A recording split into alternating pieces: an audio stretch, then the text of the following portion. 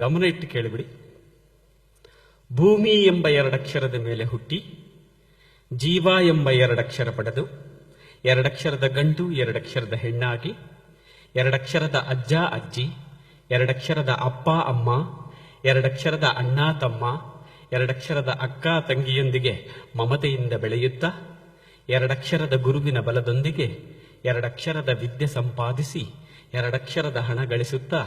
ಎರಡಕ್ಷರದ ನೋವನ್ನು ನುಂಗಿಕೊಳ್ಳುತ್ತಾ ಎರಡಕ್ಷರದ ಸಿಟ್ಟನ್ನು ದೂರ ಬಿಡುತ್ತಾ ಎರಡಕ್ಷರದ ಸ್ನೇಹವನ್ನ ದ್ವಿಗುಣಗೊಳಿಸಿಕೊಳ್ಳುತ್ತಾ